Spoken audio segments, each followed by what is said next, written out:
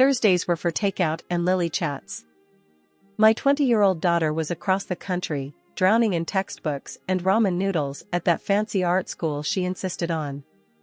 John, bless his ever-patient soul, struggled with a particularly stubborn chicken leg, muttering curses under his breath about undercooked poultry. Then my phone on the coffee table blared, shattering the peace like a dropped dish. John fumbled for it, his brow furrowing as he saw the caller ID. "It's my folks," he mumbled, handing me the phone with a grimace. Great. Thursdays and my in-laws weren't exactly a match made in heaven. Visits were infrequent, usually once a year during the holidays, and always a delicate dance of polite conversation and forced smiles. Harold and Mildred, John's parents, lived in a different state, their McMansion a constant source of brags and subtle jabs at our own, much more modest, digs. "Hey, Janet," Mildred's voice trailed through the receiver, all sunshine and sugar. That usually meant trouble. "Hi, Mildred," I replied cautiously. "Everything all right?" There was a sniffle on the other end, followed by a choked sob. "Oh, Janet, it's just awful," Mildred wailed. "Our company, you know, the delivery one? Bankrupt. Gone belly up." I exchanged a worried glance with John, who looked like he'd swallowed a lemon. "Oh no," I said, my voice sympathetic. "That's terrible. Are you guys okay?" "We'll manage, honey," Harold gruffly interjected, taking the phone from Mildred. "But honestly, we're in a bit of a bind. Lost everything in the bankruptcy, house and all. Well." He trailed off, the silence thick with unspoken questions. John practically snatched the phone back. "Hold on, Dad. Are you saying you need a place to stay?" Another choked sob from Mildred. "We wouldn't dream of imposing, John," she sniffled. "But honestly, dear, we don't have anywhere else to go." John ran a hand through his hair, his face etched with concern.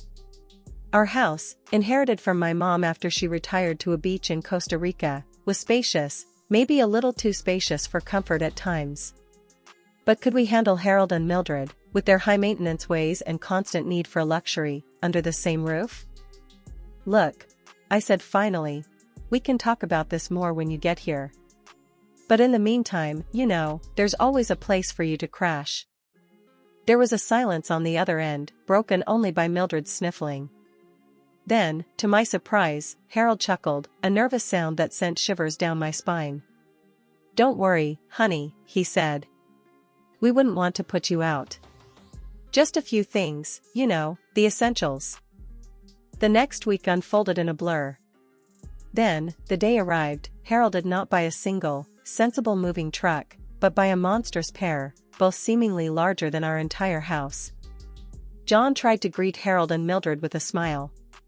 I, on the other hand, could only stare in disbelief as an endless stream of furniture, boxes, clothes, and who knows what else spilled out of the trucks.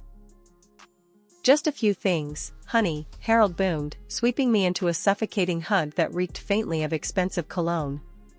Mildred followed suit, her sequined blouse catching on my sweater.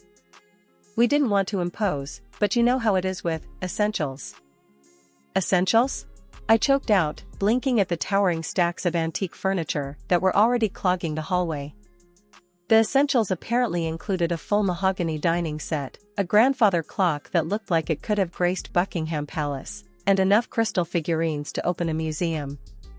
Over the next few hours, our once spacious downstairs transformed into a labyrinth of misplaced furniture and unpacked boxes.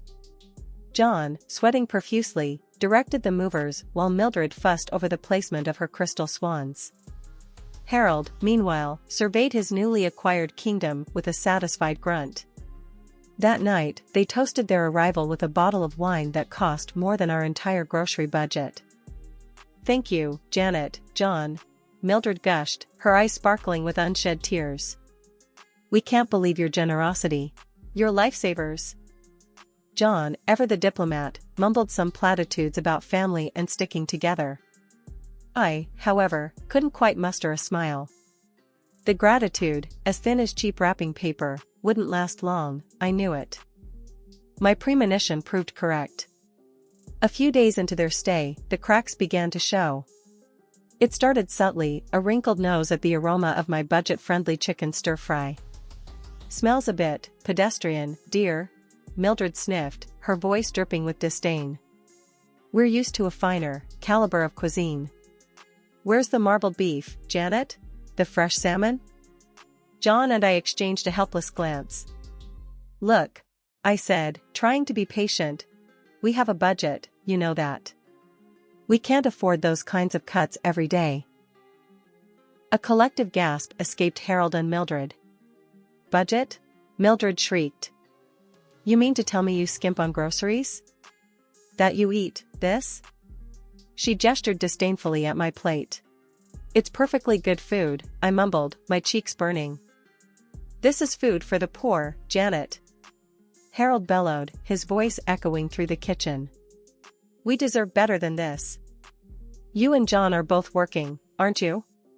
Shouldn't you be able to afford a decent meal for your parents?" John opened his mouth to protest, but Mildred cut him off. "Lazy. That's what you both are. Too lazy to even earn a decent living." The next day, I swallowed my pride and raided the essentials Mildred had so lovingly unpacked, filling my cart with the most expensive cuts of meat and seafood I could find. That night, we feasted on cheap pasta with chicken while Harold and Mildred savored their gourmet dinner. The silence was deafening, punctuated only by the clinking of silverware. A month into their stay, the initial chaos had settled into a tense routine. But the real blow came when the grocery bill arrived. My jaw practically hit the floor as I stared at the numbers. We'd spent twice as much on groceries as usual, all thanks to Harold and Mildred's insistence on proper meals. There went my plans for a new couch, sacrificed on the altar of marbled beef. There were other casualties too. Mildred, it turned out, had a peculiar fondness for long, luxurious baths. Our once reasonable water bill ballooned to a size rivaling the national debt. Fuming, I called a family meeting, well, technically a downstairs tenants meeting since, as John helpfully reminded me, this was still my house. We were all gathered around the table, the air thick with anticipation. "Look," I said, trying to keep my voice calm. "This isn't sustainable. The grocery bills are outrageous, and the water bill." I trailed off, not needing to finish the sentence. Harold and Mildred exchanged a haughty look. "Are you suggesting we ration our food, Janet?" Mildred huffed, her perfectly manicured nails tapping a staccato rhythm on the tablecloth. "Not exactly," I replied, gritting my teeth. "But maybe we can adjust our definition of essentials? We can't afford filet mignon every night." Harold snorted. "And what exactly are we supposed to eat? This. He gestured disdainfully at my plate of broccoli and pasta. "It's perfectly healthy," I snapped. "And a lot cheaper than your caviar dreams." The conversation deteriorated rapidly from there. Harold and Mildred accused us of being cheap and lazy. They even went so low as to call me a terrible cook. John, bless his heart, finally reached his breaking point. "That's enough," he boomed, slamming his fist on the table. The plates rattled, and even Mildred flinched. "This is Janet's house, and your guest's here. You will show her some respect." John rarely raised his voice, so the effect was dramatic. Harold and Mildred, for the first time since their arrival, looked genuinely flustered. They mumbled something under their breath and stalked out of the room, leaving us alone with the remnants of a tense dinner and a heavy silence. The following day dawned heavy with a suffocating silence. John left for work with a grim nod, the tension in the house as thick as yesterday's burnt toast. I busied myself with chores, the silence punctuated only by the rhythmic tick of the grandfather clock Harold had insisted on installing in the hallway, a constant reminder of their extravagant presence. Just as I was starting to think the day might pass peacefully, a naive hope, I knew, the doorbell shattered the quiet. My heart hammered in my chest as I approached the door, a premonition of impending doom settling in my gut. On the other side stood a young man in a crisp uniform, a stack of brown paper bags balanced precariously in his arms. Janet Jones?" he asked, his voice polite yet firm. "That's me," I replied cautiously, bracing myself for the inevitable. Delivery for you, ma'am, he said, a hint of confusion in his eyes. Looks like a fancy place. My stomach lurched.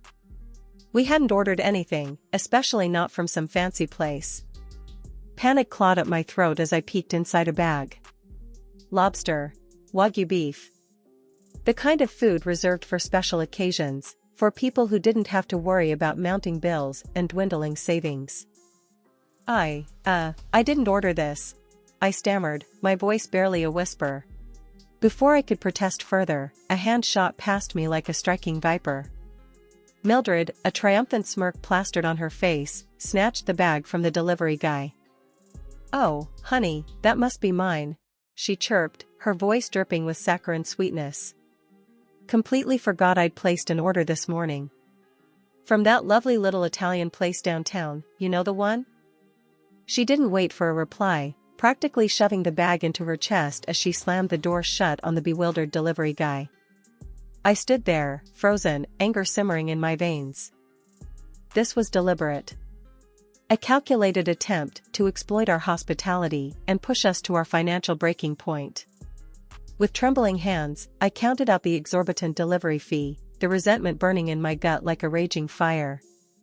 Later that evening, when John returned home from work, I filled him in on the day's events. He listened with a grim expression, his hand unconsciously rubbing his temples. "We can't keep doing this, Janet," he said finally, his voice filled with frustration. "They're bleeding us dry, both emotionally and financially." The next day, we sat down with Harold and Mildred, our faces set in stone. John, in a voice that left no room for argument, explained the situation. We suggested, with forced politeness, that they find a nice, affordable apartment somewhere in town. The reaction was explosive. A chorus of shrieks and sobs erupted from the living room. Mildred, clutching a pearl necklace, another essential, wailed about how cruel and heartless we were to throw our own parents out on the street. Harold, red-faced and sputtering, threatened to call the local press and expose us as heartless monsters who'd evicted their own kin. They'd tell everyone at our workplaces what cruel, inhospitable people we were. John and I stared at them, aghast. These were the people we'd opened our home to? These were our parents? Despair tightened its grip on me. Our savings were gone, and our salaries wouldn't be enough to cover everything, especially with their never-ending appetite for luxury. We were trapped in our own home, held hostage by their outrageous demands and manipulative threats. The following days were an uneasy truce. Harold and Mildred remained subdued, their usual bluster replaced by a sullen silence. No more demands for caviar or lobster, no more mysterious phone orders from fancy restaurants. For the first time since their arrival, a semblance of peace settled over the house. It was a fragile peace, shattered on a perfectly ordinary Saturday night. We were gathered around the dinner table, the air thick with the aroma of my, admittedly budget-friendly, pot roast, when Mildred dropped a bombshell. "Janet, darling," she cooed, fluttering her perfectly manicured eyelashes. "Have you seen the new Escada collection? There's this simply divine little number that would be perfect for that charity gala next month." I choked on my mashed potatoes. "The Escada collection? The one that cost more than my car?" "Mildred," I said carefully, that's a very expensive brand." "Nonsense, dear," she chirped, oblivious to my mounting frustration. "Surely John can swing it? It's an investment, after all. You wouldn't want your in-laws looking shabby at such a prestigious event, would you?" "There has to be another way," I said, trying to reason with the unreasonable. "Maybe you have something you can wear already?" Mildred scoffed. "Rewear a dress? Darling, have you lost your mind? One simply doesn't do that in my circles." "Look, Mildred," I said, my voice dangerously calm. "We simply can't afford a designer dress for you. We have bills to pay, a student loan to worry about." "Student loan?" Mildred interrupted, her eyes widening in mock surprise. "Oh, right, that little darling Lily of yours. Always knew art school was a waste of money. Maybe you can use that tuition fund to get your dear old mother-in-law a new dress, huh?" That was it. The final straw. The blood drained from my face as the weight of her words sank in. They were suggesting I steal from my own daughter's future to satisfy Mildred's extravagant whims. I stood up abruptly, pushing my chair back with a screech that echoed in the tense silence. "I need some air," I mumbled, my voice choked with anger. Without another word, I stormed out of the dining room and retreated to the sanctuary of my bedroom. I sank onto the bed, the weight of the situation pressing down on me. I needed help, and I needed it fast. Grabbing my phone, I dialed a familiar number, the one that connected me to my mom, who was now living a carefree life in sunny Costa Rica. My mom listened patiently as I poured out my woes, the frustration and anger bubbling over. When I finished, there was a long silence on the other end of the line. Then, a familiar voice, laced with steel, cut through the silence. "Don't you worry, honey bunch," my mom said. "I'm booking a flight. I'll be there in a couple of days. Consider this problem well and truly squashed." A whirlwind of activity descended upon our house a couple of days later. Mom, a force of nature in a floral sundress, surveyed the living room with a critical eye. Harold and Mildred, perched precariously on the edge of the sofa, watched her with a mixture of apprehension and annoyance. "Well, Janet, honey," Mom boomed, her voice carrying throughout the room. "Looks like you could use a hand here. I'm claiming the downstairs as my domain. So, you two lovebirds can move your essentials upstairs, chop chop." The air crackled with tension. Mildred let out a gasp, clutching her pearls as if they were about to be snatched away at any moment. "Your domain?" Harold spluttered, his face turning puce.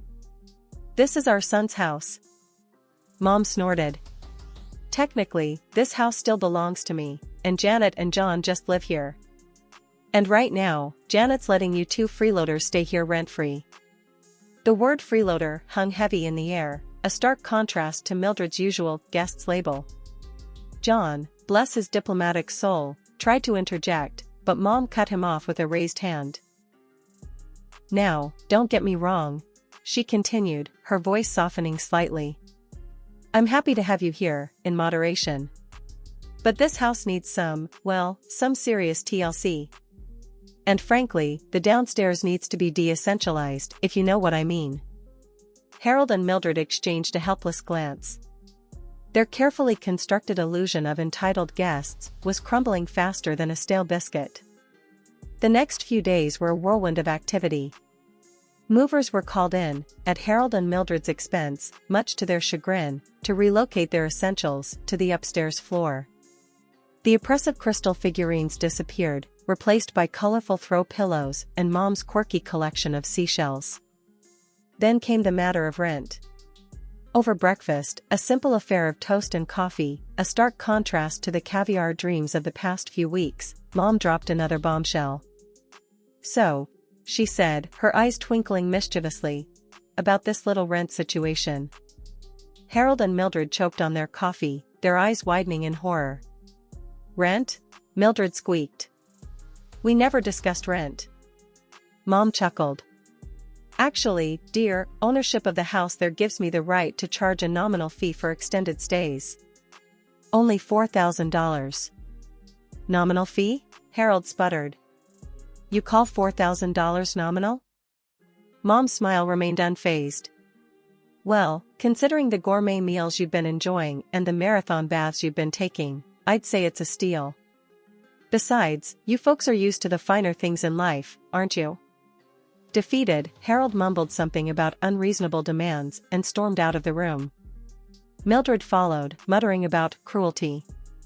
We watched them go, the tension draining from the room like air from a deflated balloon. The following morning, a tense truce hung heavy in the air as we all gathered around the breakfast table.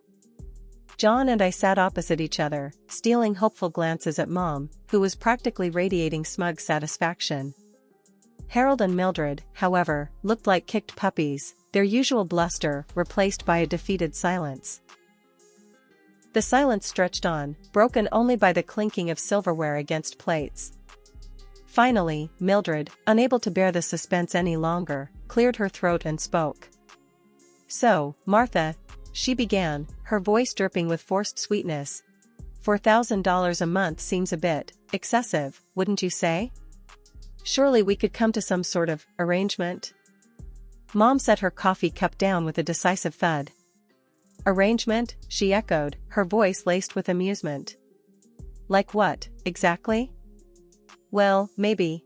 Harold chimed in, his voice barely a squeak. We could contribute to the household chores in exchange for a lower rent. Mom snorted. Honey bunch, you wouldn't know the difference between a Swiffer and a feather duster. Besides, chores are for the young folks, right? Look. Mildred pressed, her voice gaining a hint of desperation. We're willing to be flexible. Just name your price. Mom tapped her chin thoughtfully, a mischievous glint in her eyes. Flexibility, you say? Alright, how about this? Since you two seem to have a sudden burst of energy, perhaps you could channel that into some much-needed home improvements? Harold and Mildred exchanged a confused look. Home improvements? Harold echoed. What do you mean? Mom's smile widened. This house has been neglected for far too long. The walls are crying out for a fresh coat of paint, the wallpaper in the guest room is hanging on by a thread, and that parquet floor could use a good rearranging. Consider it your rent payment, sweat equity style. The color drained from Harold and Mildred's faces. Painting walls? Scraping wallpaper? The very thought of manual labor seemed to be anathema to them. We can't possibly do that kind of work, Mildred sputtered, her voice laced with indignation. We're not exactly DIY experts. That's a shame, Mom said, her voice dripping with fake sympathy. Because if you're not interested in this little arrangement, then perhaps it's time to revisit the $4,000 option. The following few hours were a blur of frantic activity. Harold and Mildred, muttering under their breaths about outrageous demands and unreasonable expectations, packed their belongings with surprising speed. By late afternoon, a moving truck pulled up outside the house, and our unwelcome guests, defeated and disgruntled, were on their way to a rented apartment. Mom, having witnessed the entire debacle with a satisfied smirk, announced it was time for her to return to her sunny haven in Costa Rica. With a promise to visit soon, Mom was gone, leaving John and me alone but together again. We surveyed our house, now free of both clutter and in-laws, with a sense of peace that we hadn't felt in weeks.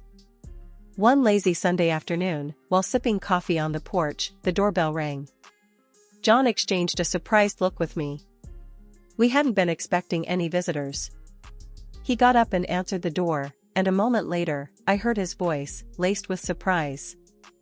Brenda? What a surprise! Come in, come in. Brenda, a friendly woman from a few houses down, walked into the living room, a curious glint in her eye. Hi, Janet. How are you doing? We're good, Brenda, I replied, offering her a seat. Just enjoying the peace and quiet. Brenda chuckled, her gaze darting around the room. Speaking of peace and quiet, I saw those interesting folks moving out a few weeks back. Everything all right? I hesitated for a moment, then decided honesty was the best policy. Let's just say, Brenda, John and I are finally reclaiming our home. We ended up spending the next hour regaling Brenda with a somewhat watered-down version of the in-laws saga. Brenda listened with wide eyes and a dropped jaw, occasionally interjecting with a sympathetic "oh my," or a disbelieving "you're kidding." Honestly, Janet, she said once I finished, I wouldn't have blamed you if you'd just thrown them out on their ear. I shrugged. We tried to be patient, but they just wouldn't budge. Mom helped us establish some boundaries, let's just say that. We chatted for a while longer, before Brenda decided it was time to head home. As she was leaving, she paused at the doorway. Oh, by the way, she said casually, I saw your in-laws at the grocery store the other day. They looked, well, let's just say a bit down on their luck. My curiosity piqued. Down on their luck? What do you mean? Brenda shrugged. Apparently, they had to sell most of their fancy furniture to afford a tiny apartment. And from what I hear, most of their pension goes towards paying off debts. A pang of something akin to pity flickered within me, but it was quickly extinguished by a wave of relief. They'd made their choices, and now they had to face the consequences. "Thanks for letting me know, Brenda," I said, a small smile playing on my lips. "Have a good evening." As I closed the door, I realized that a weight had lifted from my shoulders. The in-laws drama may not be completely over, but for now, they were out of our hair, and our future looked bright.